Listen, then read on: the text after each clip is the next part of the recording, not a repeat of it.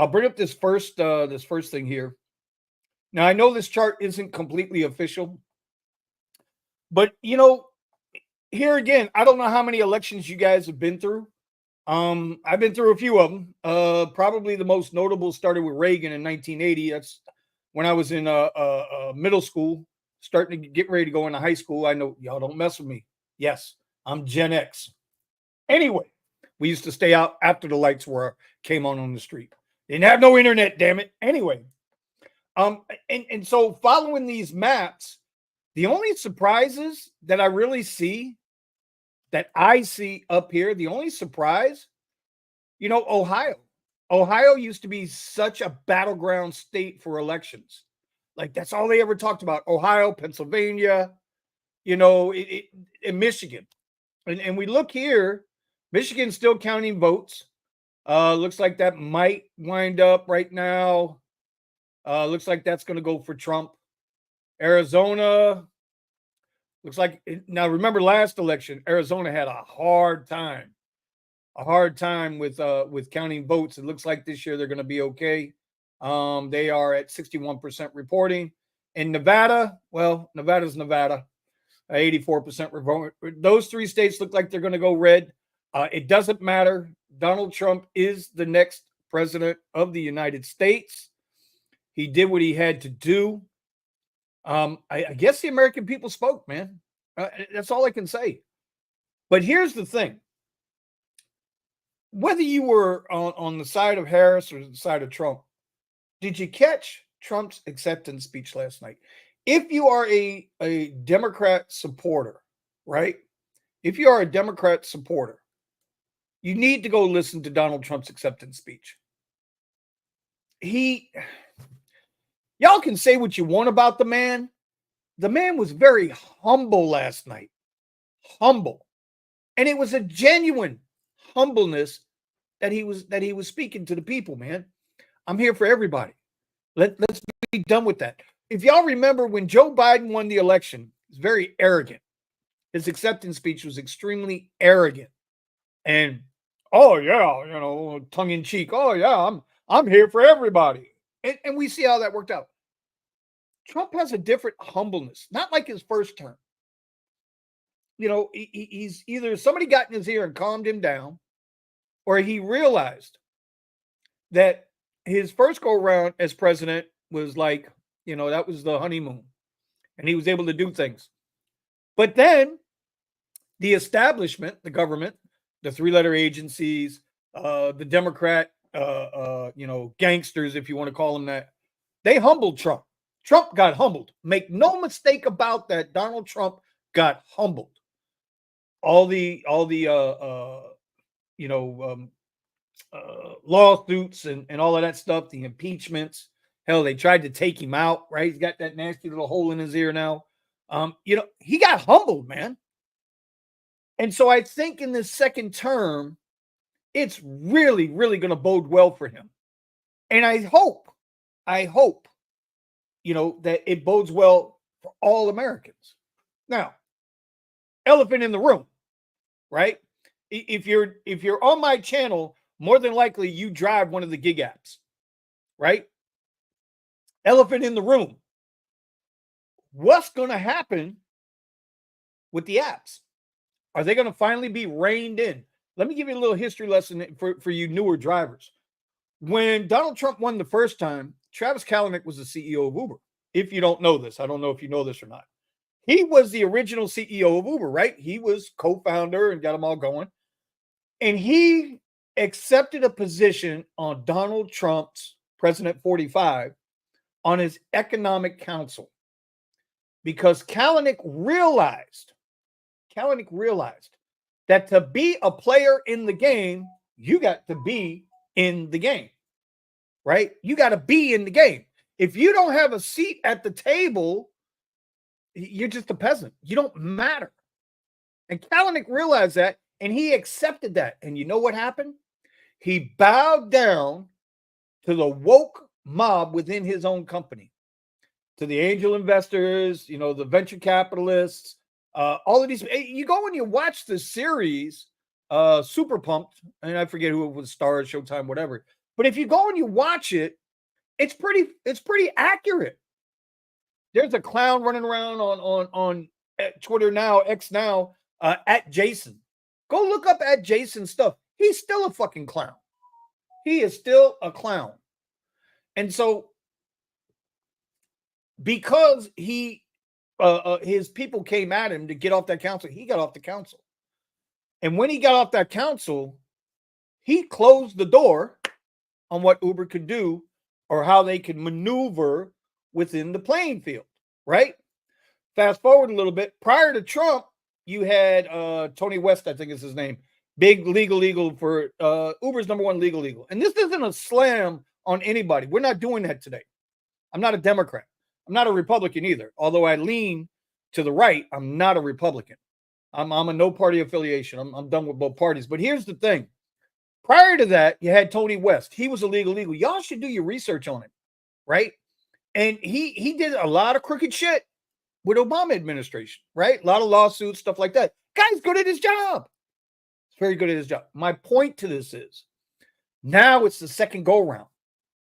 Trump is back. Uber, Lyft, DoorDash, all these gig apps, but those are the main three gig apps, right? Uber, Lyft, and DoorDash. For the last 4 years, they have absolutely ramrodded drivers. If you go back and you look at the timelines, in the last 4 years, under the outgoing administration, drivers have been ramrodded, stuffed, taken out, popped in the hind parts. This is what they've done. And so now, I'm not saying anything's going to change, but there is one big thing that's going to change. All those folks, rightfully or wrongfully, all those folks that crossed over within the next 18 months, because let's be honest, it's going to take a year or two for whatever Trump's policies are going to be, whatever they're going to be, whether we like them or hate them, whatever they're going to be, it's going to take a year and a half for them to get done, to get to where we'll see it. But once they do, for the gig app community, it should be better for drivers because you should have less saturation, not only because of deportations. That's a big key. We're seeing it now the last month, right? It has to be. Nobody's confirmed it, but nobody's denied it either. They're taking safety, drivers, legal accounts. They are taking legal accounts seriously for whatever reason, right? So now we're going to see the results of that. But not only that, we have to remember, under the previous Trump's administration, everybody made money. Not one person can't tell me, and I'm talking about us, blue collar people, workers, what we do. We get up in the morning, we go to work. Sometimes we got to work 2 jobs. Sometimes we got to work 3 jobs. But whatever it is, we get up and we go to work. Whether you're a gig app or Wawa or a doctor or a nurse, whatever, everybody got paid under Trump. In my lifetime, the only other president that happened under was Bill Clinton. When Bill Clinton was in the White House, everybody got paid. Everybody made money. There was prosperity. Matter of fact, that was the last time we had a federally balanced budget was under Bill Clinton. So I don't care that he was getting blowjobs in the White House. I don't care that Trump just sliced off the 9th hole. I don't care about that shit. That does not affect you or me. What they do in their personal life is their personal life. It's just like here in Florida, we had 2 big ballot initiatives. I'm not going to get into the politics of it. One was concerning abortion. One was concerning marijuana. From what I understand, if I remember correct, both failed to pass because the people spoke. And that's what we are. We're the people, right? Did they have the majority to pass? Yes, but it needs 60%. That's the rule. That's the law. You don't like the law, you change the law. But you know what I notice is, as far as like marijuana is concerned, I don't see nobody getting arrested for that. As long as you ain't got 3 bales in the trunk, you know, or in your front if you got a Tesla, as long as you ain't hauling weed around and selling that shit on the street, cops ain't messing with you. So don't cry over that shit. No, because I walk out my door in the morning. I used to be able to go out and sit on my patio and get the fresh air in the morning at 5, 6 in the morning. And now I walk out there and I don't know where the hell the marijuana smell is coming from, but I don't like the shit. I don't like it. But hey, what am I going to do? That's just the way it is. So anyway, my point is we're all going to be affected by this presidency. Will the gig apps, how are they going to react to now having not a favorable administration in the White House? Because don't forget, Tony West, number one legal for Uber, is Kamala Harris's brother-in-law. You don't think with Harris there wasn't going to be no favorability? I can say the same thing for Elon. Elon is my guy. Everybody knows, follows my channel. Y'all know I'm an Elon guy. Elon was the difference in this election. Elon was the difference in this election. Make no mistake about it. Now, matter of fact, who do y'all think? Let me know in the comments down there. I see we got 17 people in the group. Good morning, y'all. Welcome to Coffee with Kuzz. We're going to try to do this every morning if we can, or every couple mornings a week. Here's what happens now. Who do you think the most hated person in America is today? It's not Donald Trump. Not even close. He might be number 2 or number 3, but he ain't the most hated person in America today. Elon Musk, number 1. Promise you. I don't know if you guys caught the clip with what you call it, Rachel Maddow and MSNBC, MSDNC, whatever you want to call them. She was like, the next administration should take all of his stuff away. The next administration should take all his rockets away and government contracts. For what? They're so pissed off he bought X and he opened it up for all of us. X is a war zone, man. For a public square, it's a war zone. But you know what's there? Free speech. What's the First Amendment? Free speech. Freedom of the press. Freedom to feel how you feel. Freedom to say what you want to say as long as you're not causing harm to somebody else. It's not a hard concept. The founding fathers of this nation, right, they were ambiguous, just ambiguous enough to give you a solid framework that could be expanded, contracted, but not broken. So, yeah, it'll be interesting, y'all. It will be interesting to see how we move forward from here now. There's a lot of people that are going to be butthurt this morning. So a lot of people that are going to be partying in the streets. I'm not going to gloat. I'm going to take the high road like President-elect Trump did last night this morning, about 2:30 this morning. I'm going to take the high road like he did. We're not going to gloat. There's too much work to be done. Listen, the big 3 things he's got to deal with right now, right? Number 1, and I'm sure he's already on the phone if he already didn't have it in place, got to stop Ukraine and Russia. Got to stop that conflict. If for no other reason, innocent lives are being lost for what? For a conflict that's about to be cut off and finished and done? All them people died for what?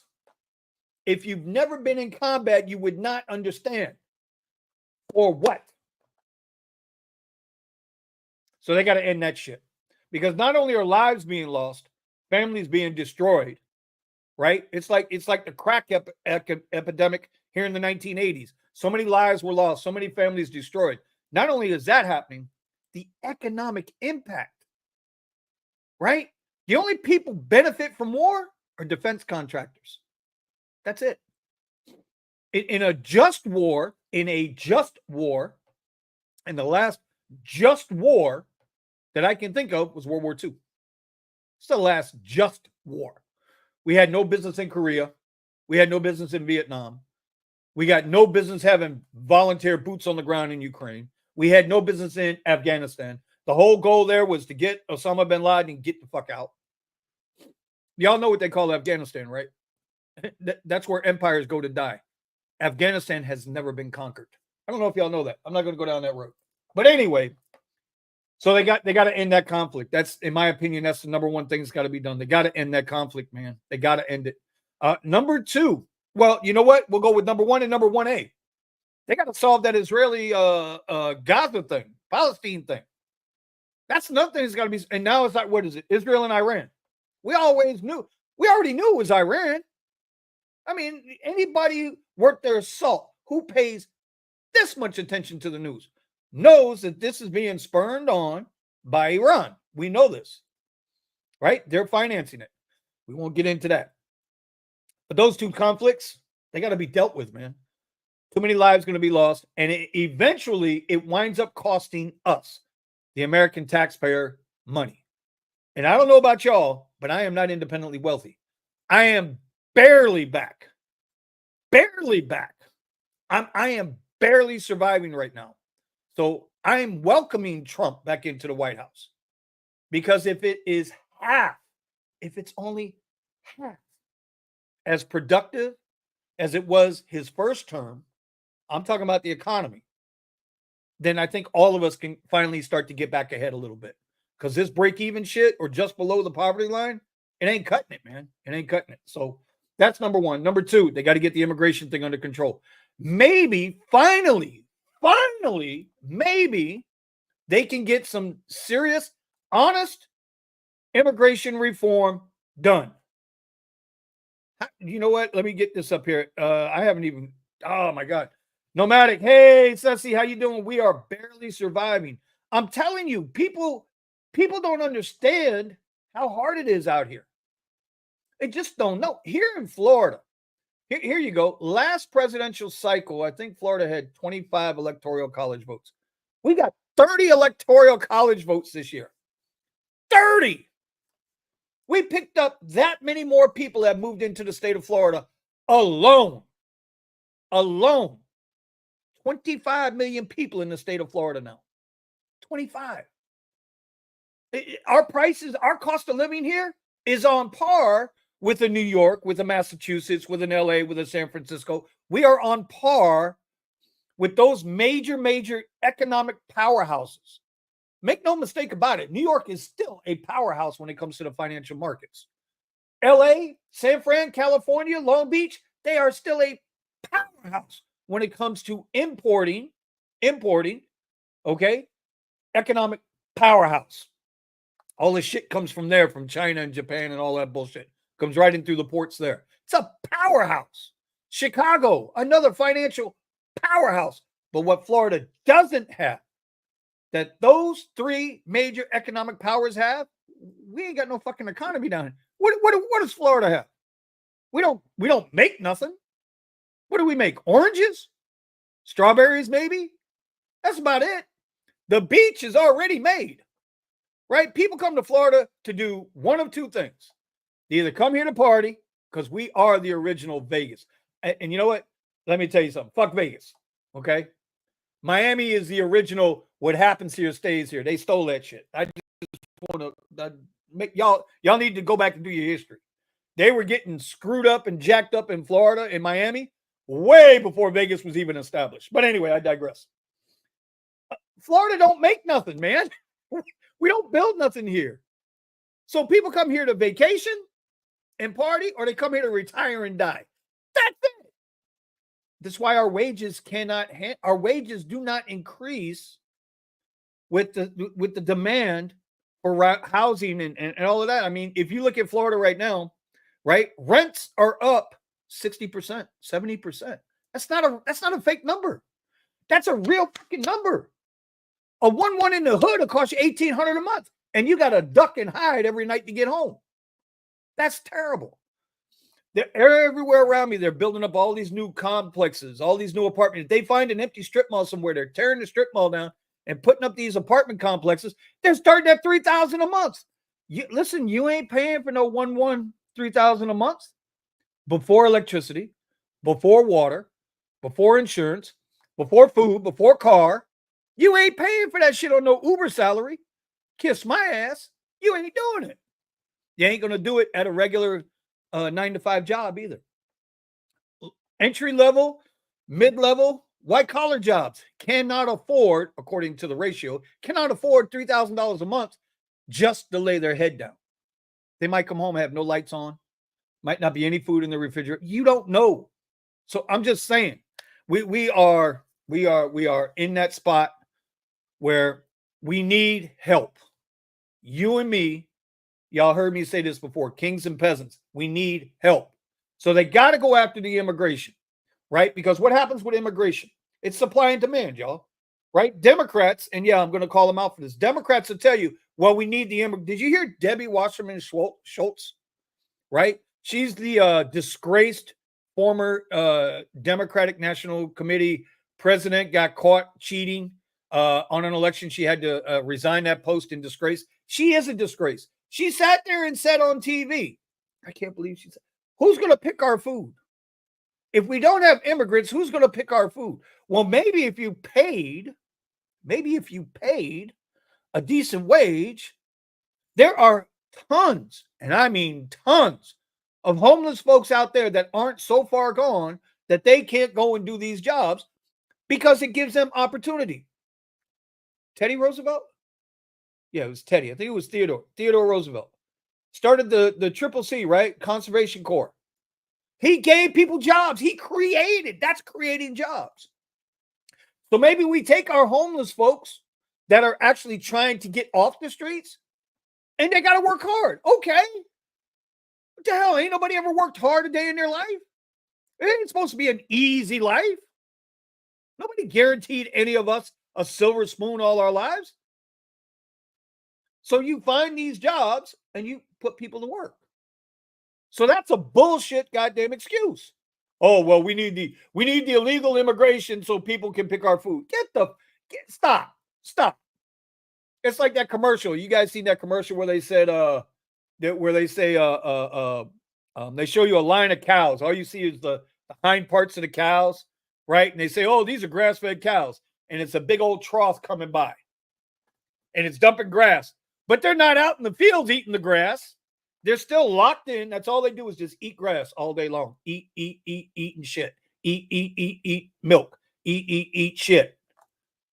So yeah, they're eating grass. They are grass-fed, but they're still caged. So they got to get the immigration thing under control. That's number 2. And then number 3, and this is probably not gonna be that great of a thing, but it needs to happen. We need to bring jobs, manufacturing back to the United States. It just has to happen. Whatever that means. If that means semiconductors, right? The last time I checked, Intel, Trump had started the deal with Intel. Biden wound up finishing the deal with Intel. See, and that's what I mean. On paper, they show us the Republicans and the Democrats always fighting against each other. But nobody realized that Republicans and Democrats were on the same team when it comes to that Intel factories being built here, because there was a lot of money, a lot of subsidies given to Intel, tax breaks given to Intel for them to get their manufacturing back over here in the States.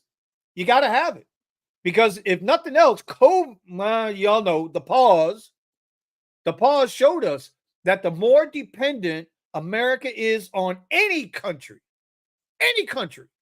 not attached, physically attached to our country, we got problems if we got a world situation.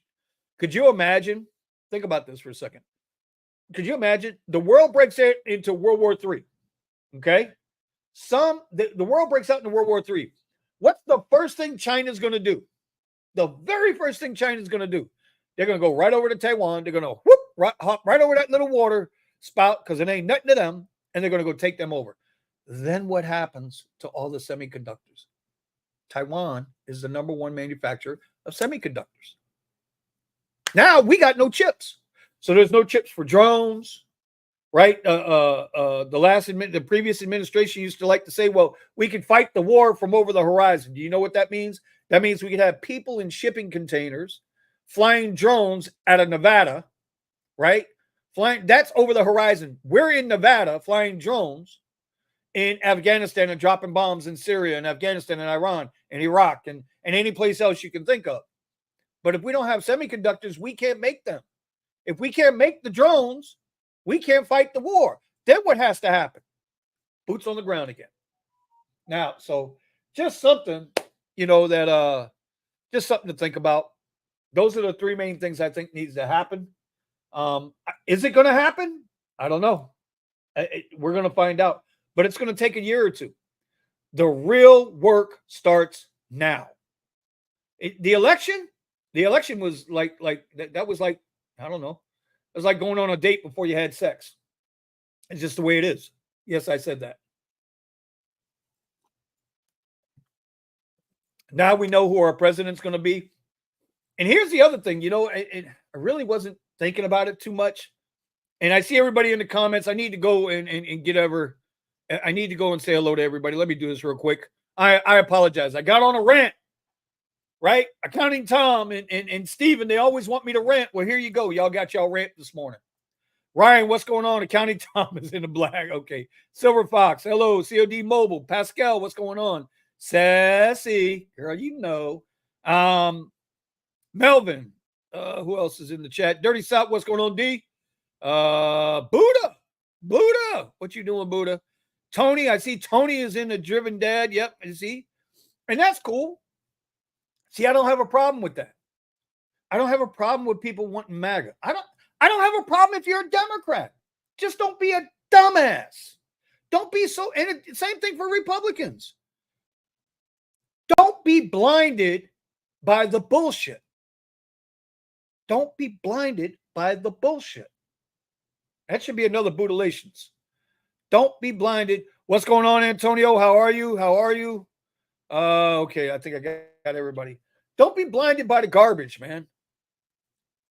Believe what's the cliche? Believe none of what you hear and only half of what you see.